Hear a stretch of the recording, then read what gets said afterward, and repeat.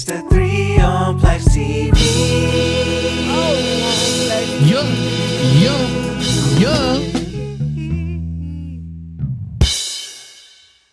What's good, y'all? It's your boy PLAX9 back with another episode of the 3 on PLAXtv. And this video hurts to make.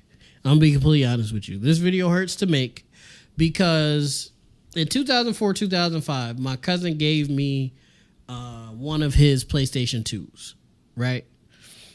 And he also gave me a few games, but he gave me 2K5, NBA 2K5. And on the cover of NBA 2K5 was Ben Wallace of the Detroit Pistons. This was my first true introduction to basketball and the NBA.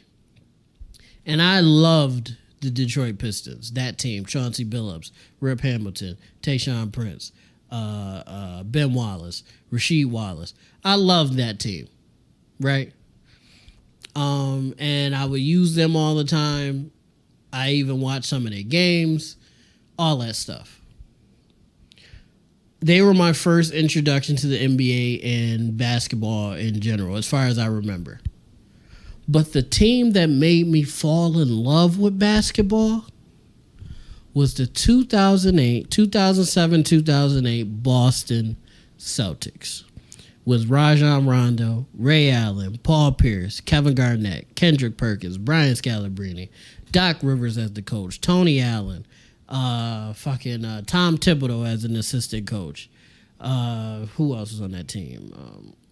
Glenn Big Baby Davis. Like, I loved that team, and that team made me fall in love with basketball. Like, Detroit opened my eyes to it, but that 2007-2008 Boston Celtics team made me fall in love with basketball.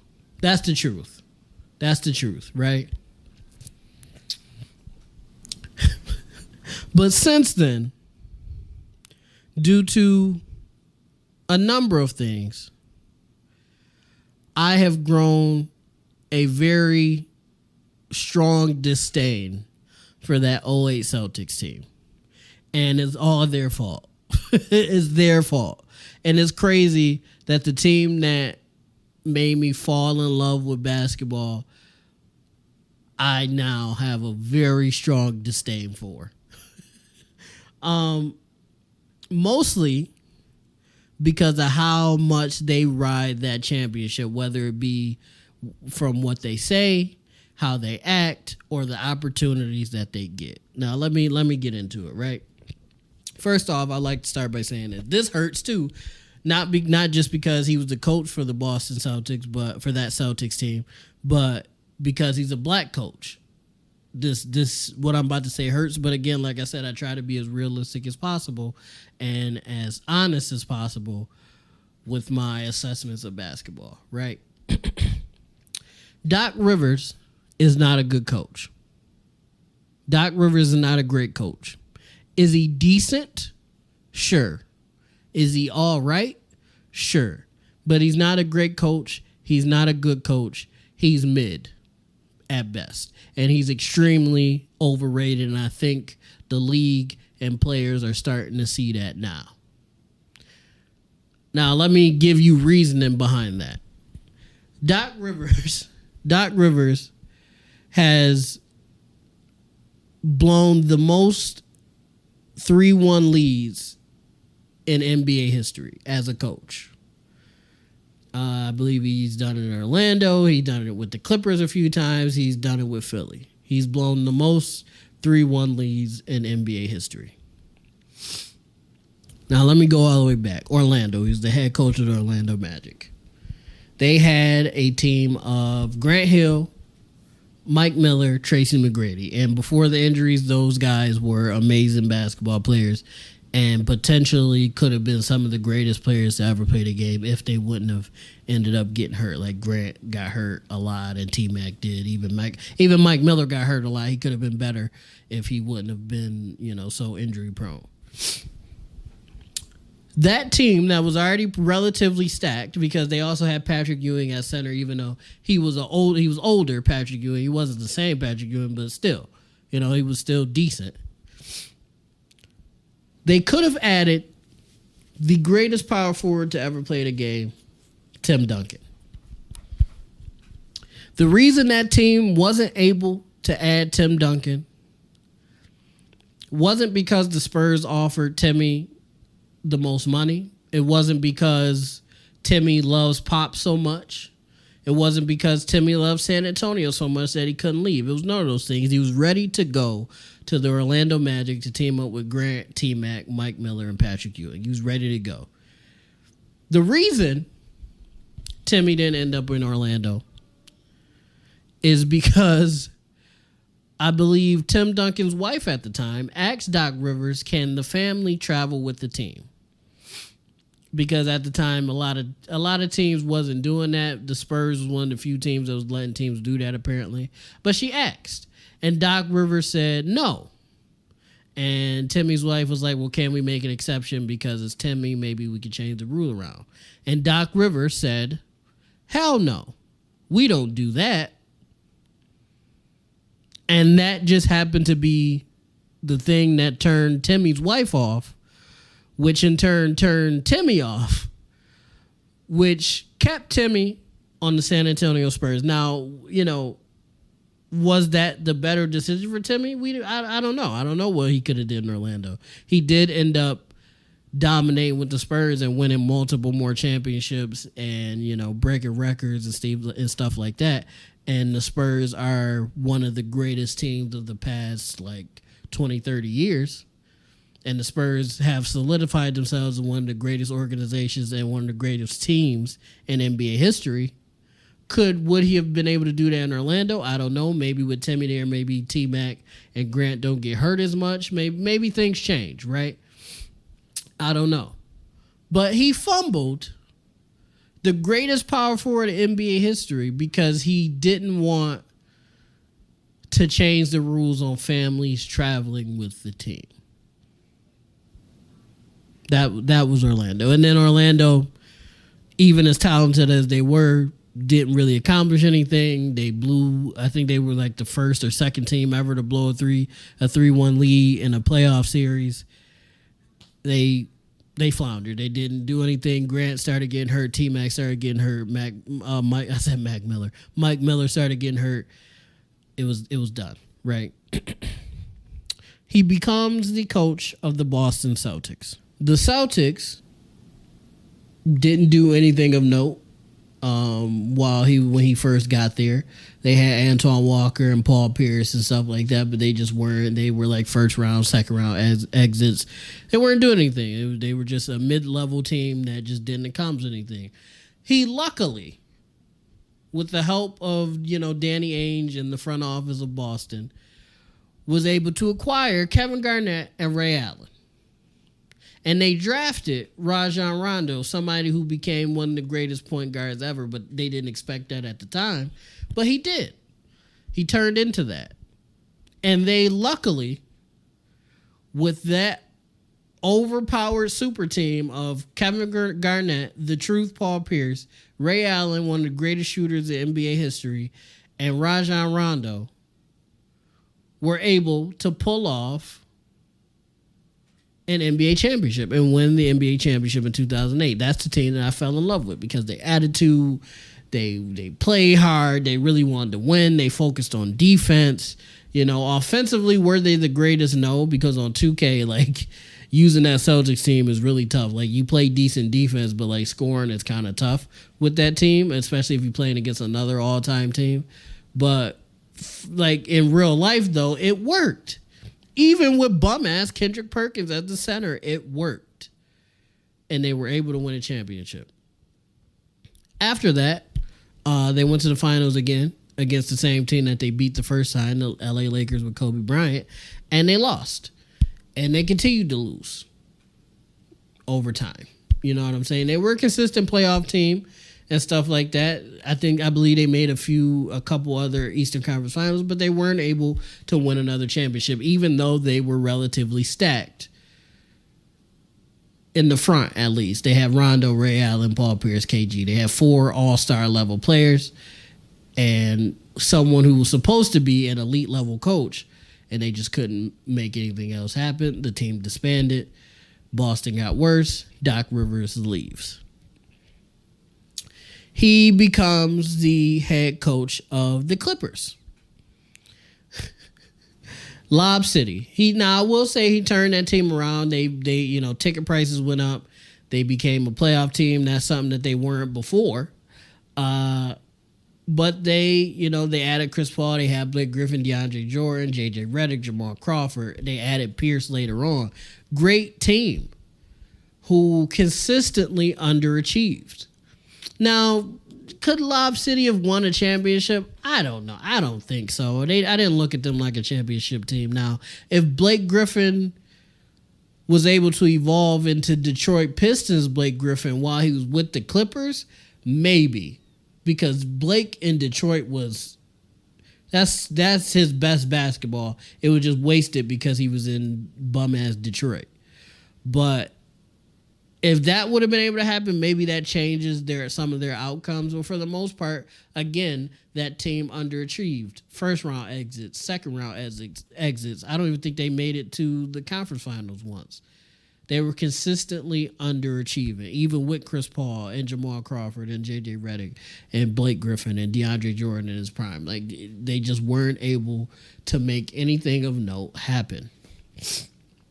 You fast forward again, he's the coach of the Philadelphia 76ers, MVP Joel Embiid, James Harden, even though he wasn't, the same James Harden, he was still playing, elite level basketball. Tobias Harris, a very young, aggressive scorer, and Tyrese Maxey, an 18 to 22 point per game scorer. Just another team that he wasn't able to achieve anything with. Another underperforming team with all-star level talent. Doc Rivers has consistently had all-star level talent throughout his entire tenure as a head coach. And all he has to show for it is a singular NBA championship. One NBA championship. 23 years of consistent all-star level, you could even say in some situations, superstar level talent. And all he has to show for it is one championship. And I feel like people have been blinded by that 08 championship, and that's why he kept getting job opportunities when he shouldn't have, because he's done nothing. And the one championship he won was with a super team. At the time, maybe now we don't look at that team as a super team, but at the time, that team was a super team. That team is the reason LeBron went to Miami, because he couldn't beat them with the Cavs team he had constructed.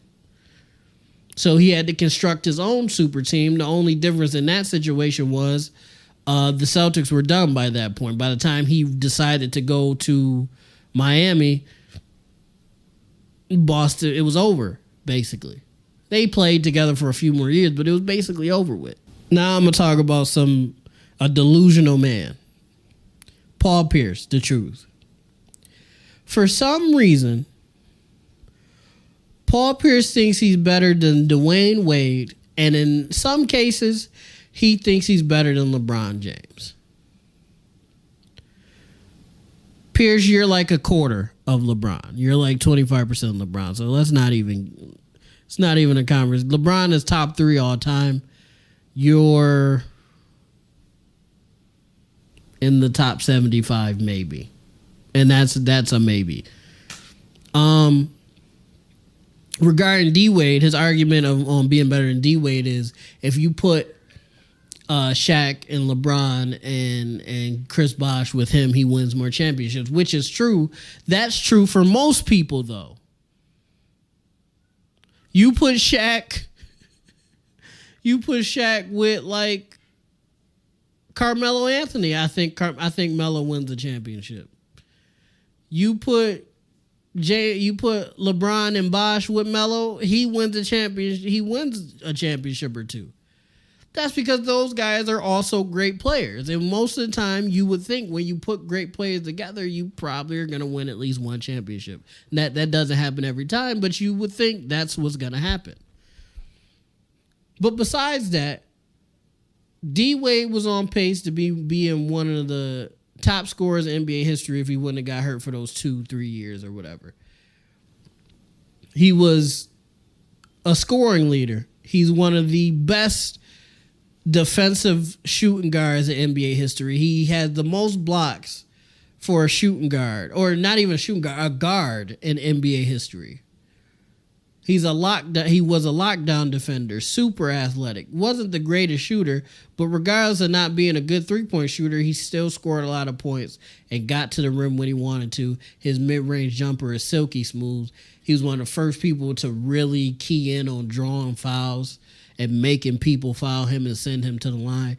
Pierce, you are the truth, but you are nowhere near Dwayne Wade. The top three shooting guards of all time are Michael Jeffrey Jordan, Kobe Bean Bryant because he copied Jordan and did it well, and the third one is Dwayne Wade. There's only two other shooting guards better than D Wade, and those are the two greatest motherfucking shooting guards in NBA history, and then D Wade. Maybe the conversation changes if D Wade doesn't have those injury issues in 2009, 2010, a little bit 2011. Pierce, there's a lot of small forwards better than you. A lot. LeBron, Kawhi Leonard, Scottie Pippen, Paul George, I can't think of a bunch of small forwards off the top of my head. It's not that they're not better than you. I just can't remember them off the top. But that's just 4 already I just named. And 2 or 3 of those are current players. You could even say Melo's better than you, honestly. You could, like, skill-wise. The only reason I put you over Melo is because you got a championship and a finals MVP. Pierce is extremely delusional, and he thinks he's better than he actually is. I think Pierce thinks he's the GOAT, and that's insane. It's like a girl that's cute, like she's attractive or whatever, but she thinks she the baddest woman in the world, and that makes her ugly, because she real mean and sassy about it. It's like, girl, you cute, you look good, you bad, but like you're not Rihanna or Beyonce or Zendaya or nothing like that. Shorty, relax. Relax. And that makes her look worse because she acts that way. Or a dude that thinks he's just the most handsome motherfucker in the world and he's like he's okay. He looks good. You're like, dude, you look good. You're fine. But chill out. You're not Michael B. Jordan or Zac Efron or nobody like that or Channing Tatum. You're okay. Let's tone it down a little bit. And that's what Paul Pierce is. Delusional. And the way he talks is another reason why I feel like the 08 Celtics aren't as good as they make themselves out to be. The last person I want to get into is Kendrick Perkins. It's not really much I got to say about Kendrick Perkins. Kendrick Perkins is a bum. He's one of the worst NBA players in NBA history. Straight up. The only reason Perk has a job right now as an NBA analyst is because of that 2008 championship. If the Celtics don't win that championship, Kendrick Perkins retires. I don't even think he makes it on other teams. I believe Perk was a journeyman the way he was because of that 08 Celtics team. I think he's out of the NBA if that Celtics team doesn't win a championship. Which in turn means Perk would not have an analyst job right now if it wasn't for that 08 championship. Kendrick Perkins in the NBA achieved nothing. He did nothing. He did nothing but set screens and picks.